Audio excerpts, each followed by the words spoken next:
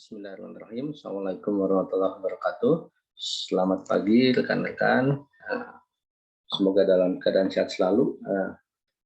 Seperti biasa, kita akan melanjutkan materi mengenai algoritma dan pemrograman. Perkenalkan, saya Ade Rahmati Iskandar, kemudian Kang Jonas Suryadi dari tim DigiScience.id. Oke. Pada pertemuan ini saya akan menyampaikan materi mengenai selection, teman-teman. Oke, saya langsung share screen, teman-teman. Oke, jadi di dalam programming seperti yang minggu kedua kita udah pahami apa itu variabel, tipe data, aritmetik, operator aritmetik, ada logika.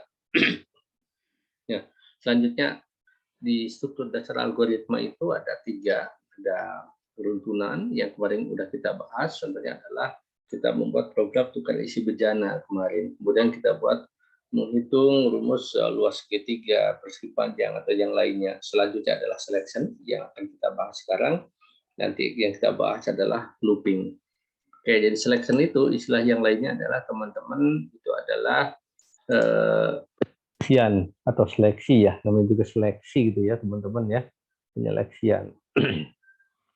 Oke, seperti biasa teman-teman bisa mengikuti di platform DigiScience.id.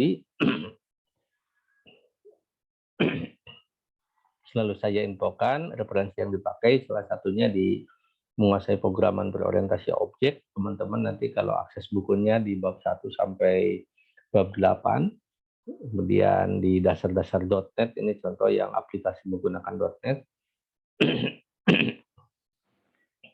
Oke, ini adalah flowchart dari selection atau penyeleksian, teman-teman. Jadi kalau di dalam runtunan yang kemarin kita bahas, setiap proses itu akan dilakukan secara terurut. Misalkan contohnya, kalau kita akan kemarin menukarkan isi bejana, dua isi bejana, kita punya bejana A, bejana B, maka supaya langkahnya benar, kita itu harus memerlukan kemarin adalah salah satu bejana tambahan, katakanlah bejana C atau disebut dengan tem.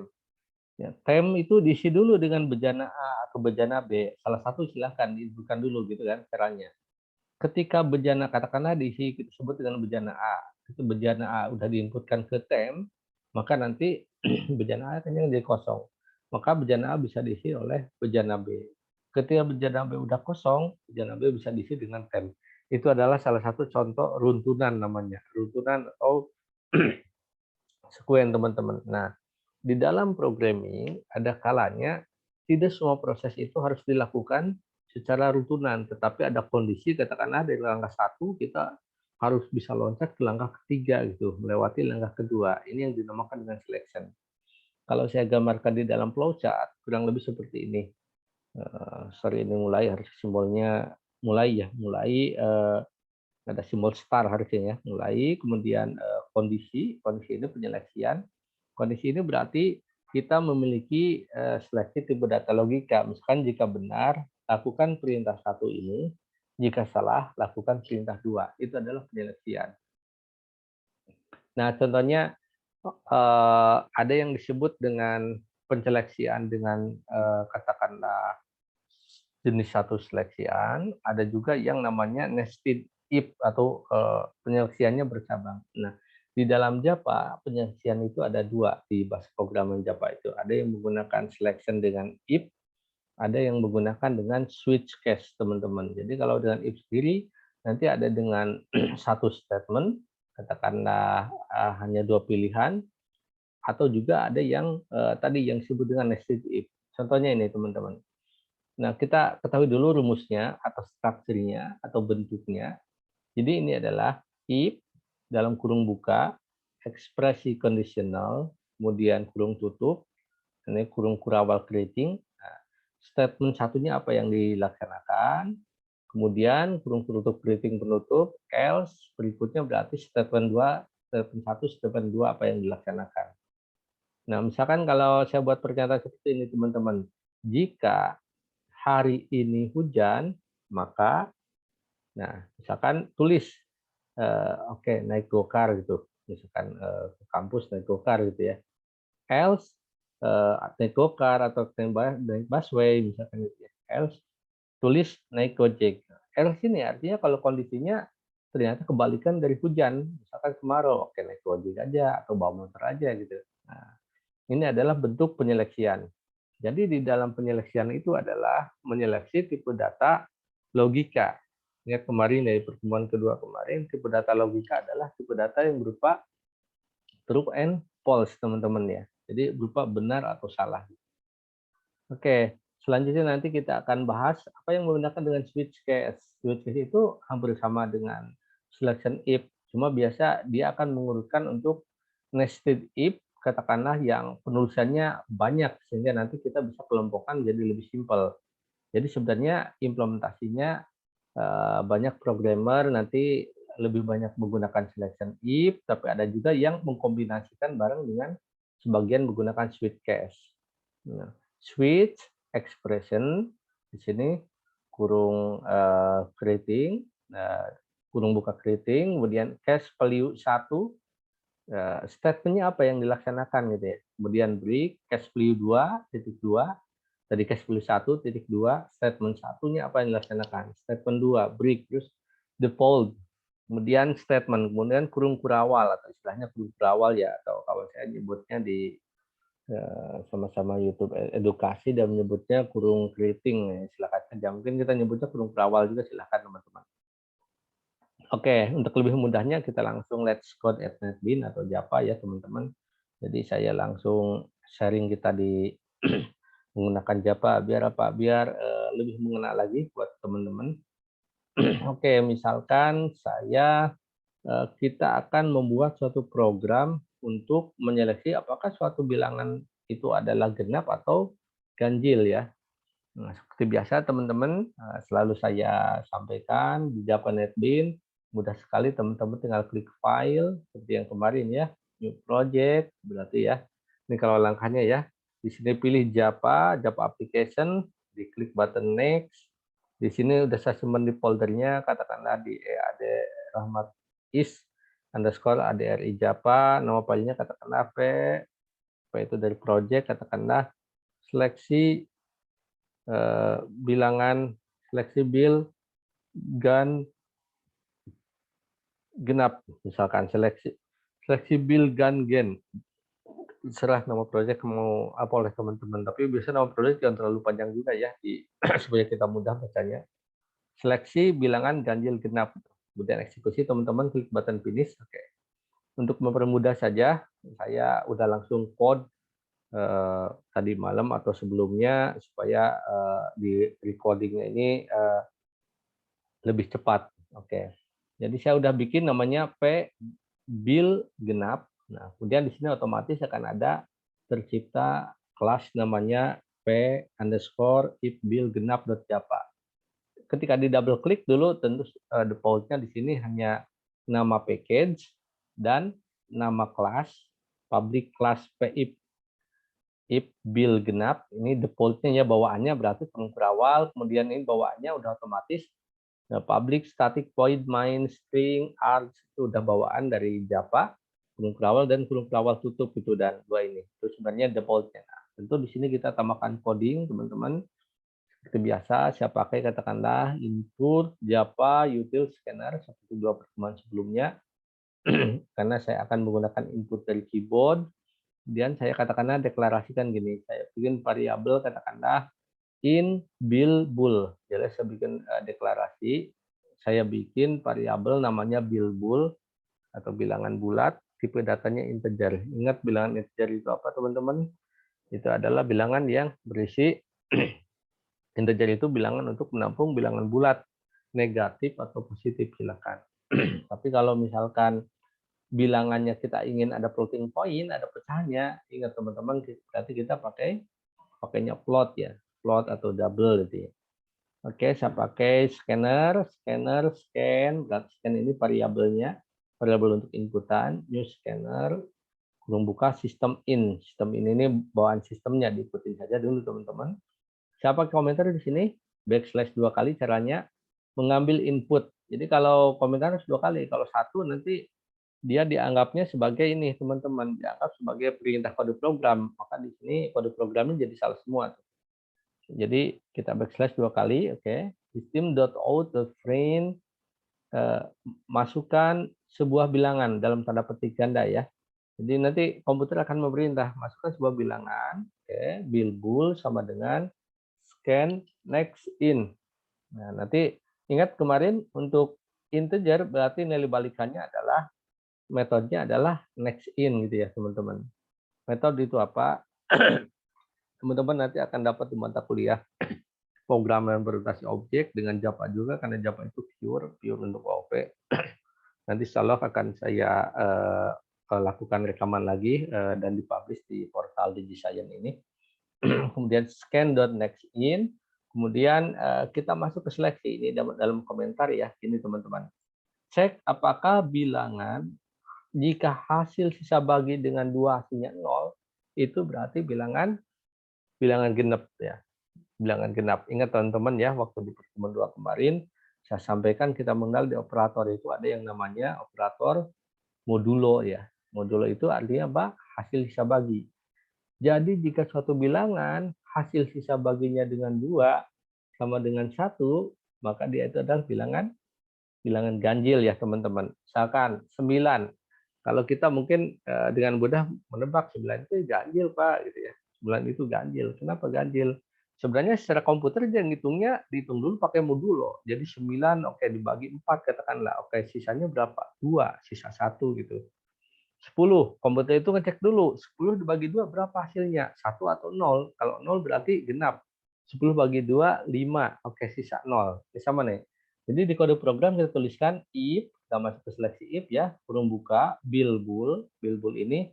Nah, kalau di Java diklik enak nih di netpin ya, dia langsung intertek ke atas nih. Ini variabel yang deklarasikan di atasnya, ini yang dideklarasikan untuk definisi awal bertipe integer. If bilbul %2 hasil sisa bagi dengan 2 sama dengan 0. Ingat teman-teman ya, menggunakan sama dengannya 2 kali. Kenapa? Karena ini adalah operator logika.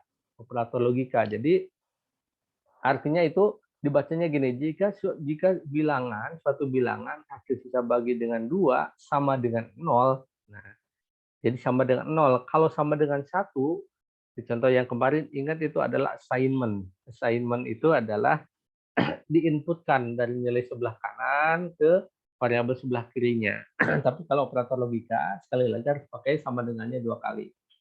If bilbul hasil sisa bagi dengan 2 sama dengan 0, maka kurung kurawal buka, maka sistem out print line, tampilkan berarti karena print line, tampilannya akan di bawah nanti ya.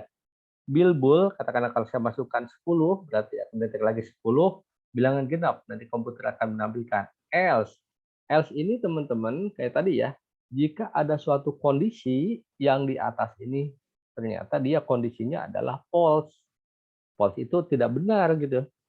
Jadi ternyata saya masukkan 11, ternyata pas dicek itu, oke, karena 11 berarti harus yang ini dilaksanakannya, sudah else. Jadi kalau saya tulis di sini, ini teman-teman sama dengan perintah ini nih. Kalau ini saya buat kode tambahan, ini sama dengan perintah, katakanlah if, ini saya dalam komentar ya teman-teman ya, masih lihat ya, meskipun jadi abu-abu, if bilbul %2 sama dengan 1. Nah, ini berarti adalah tipe data yang bilangan yang ganjil teman-teman, kebalikannya. Jadi kalau selection itu, jika kondisinya true, maka seleksi ini dilaksanakan. Kalau kondisinya false, maka kondisi sudah else ini yang dilaksanakan gitu. Oke, misalkan sekarang kita eksekusi. Oke, di sini masukkan sebuah bilangan. Oke, kita masukkan. Saya coba 13 dulu ya, teman-teman. Oke, secara logika. Oke, 12 dulu aja lah, yang genap. Secara logika, ini adalah ganjil atau genap. Kalau kita bisa nebak dengan mudah ya, tapi komputer sebenarnya sepintar apapun dia, itu dikenalkan dengan kode program salah satunya. Berarti kalau 12 ini kan dibagi 2, hasilnya berapa? Oke, 6. 6 kali 2 kan 12, hasilnya baginya 0. Oke, berarti kalau kita jalankan tuh, 12 bilangan genap, ini kata komputer gitu ya. Nah, kita coba untuk yang lain, kita running lagi. Kita masukkan 13 sekarang. Nah, 13 ini berarti kondisi ini tidak akan dijalankan if bool persen 2 sama dengan 0. Kan 13 itu adalah dia akan ngedeteksi sini nih. 13 harus bisa bagi dengan 2 sama dengan 1. 13 bagi 2 adalah hasilnya adalah 6. 6 kali 2, 12. Sisa 1 gitu ya teman-teman. Oke. 12 adalah bilangan ganjil.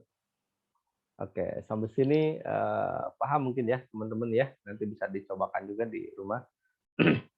Oke, next. Misalkan saya ingin contoh membuat yang tadi ini teman-teman yang switch case. Switch case itu seperti apa sih? Itu Pak. Contohnya, contoh realnya implementasi programnya seperti apa kira-kira. Oke, jadi sebenarnya untuk contoh if-nya pun banyak sekali, nanti bisa menghitung mungkin branching nilai, kalau indeksnya A, indeksnya AB, indeksnya B, indeksnya BC, indeksnya C gitu ya teman-teman. Oke, saya akan sharing dulu sekarang untuk materi yang menggunakan if, yang menggunakan switch case teman-teman. Misalkan saya buat project dengan nama P switch case 01 gitu. Nanti akan tercipta project namanya P switch case 01. Buka di sini. Asumsinya begini, kita akan membuat program yang sederhana. Lampu merah udah tahu semua ya teman-teman ya. Berarti merah kalau kita berhenti, kuning hati-hati ya kalau kita lagi mengendarai ini, hijau, kuning sedikit ya selama kita bisa menempuh bisa di bypass lewatin ya, hati ya. Kemudian hijau ya silahkan jalan. Nah, kita akan coba membuat kode programnya menggunakan switch case. Oke. Di sini saya pakai scanner, import, util, Java, scanner. Nanti kita akan coba menggunakan yang swing ya grafis. Nanti akan saya sampaikan insya Allah di materi menggunakan array. Kemudian nama kelasnya adalah switch case 01. Ini adalah kelas utama, public static void main kurung buka string, simbol array. Array itu nanti kurung kotak buka kurung kotak tutup ya ini teman-teman ya. Kemudian arch ini udah bawaannya. Kemudian saya katakanlah punya variabel namanya lampu bertipe data string. Ini teman-teman, string itu untuk apa? Untuk gabungan dari karakter ya. Dan S-nya harus besar ya teman-teman, karena Java case sensitif. Jadi kalau S-nya kecil, dia akan jadi error. Hati-hati ya. Java itu case sensitif. Coba jadi S kecil, ini jadi error ya. Oke, kita balikan lagi.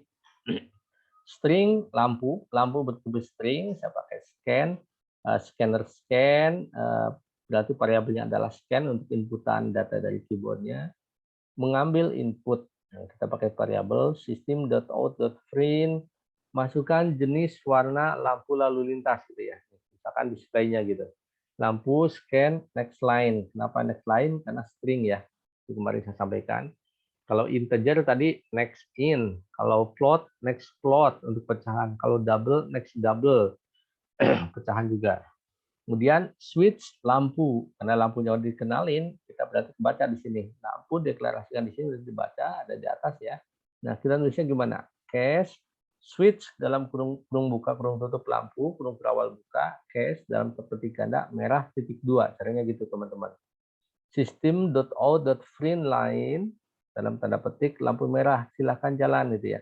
Break ini dia akan mengeksekusi untuk perintah berikutnya, kemudian cache kuning, kemudian titik 2, lampu kuning harap hati-hati, break gitu ya. Cache hijau, kemudian sistem out print line, silahkan jalan, break default ya. Nah, selanjutnya misalkan default else-nya sesudahnya berarti misalkan warna lampu salah, misalkan ini dimasukkan kalau kita merah berhenti misalnya, hijau jalan, kuning hati-hati. Misalkan diketikkan nomor waktunya apa ungu gitu, nanti tulisannya adalah warna lampu salah. Nah teman-teman lihat nih perintahnya, ini adalah kelas utama, lihat saya klik, berarti ini blok bracket kuning juga. Switch case ini dia diawali kurung berawal, berarti kerawal tutup juga gitu ya. Nah kemudian ini adalah untuk yang kelas utama, kelas switch case. Coba kita running. Oke, saya masukkan, katakanlah lampunya hijau, teman-teman. Oke, lampu hijau, silahkan jalan gitu kan ya perintahnya ya ini ya.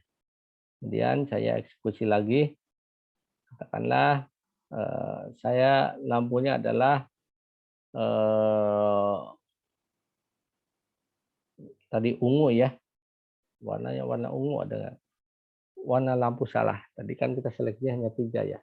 Nah ini makanya berguna nanti teman-teman untuk codingan yang memerlukan perulangannya relatif banyak. Misalkan kalau kita akan membuat program kamus mungkin ya, kita akan membuat program kamus katakanlah dari mungkin bahasa Indonesia ke bahasa Inggris atau ke bahasa Arab.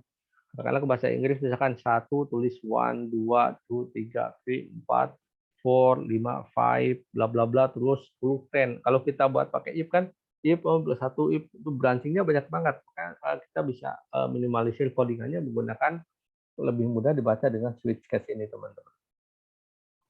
Oke, saya kira itu teman-teman. Ada yang tanyakan lagi nggak? Mungkin ada nggak contoh aplikasi Pak yang lebih ini dalam implementasinya?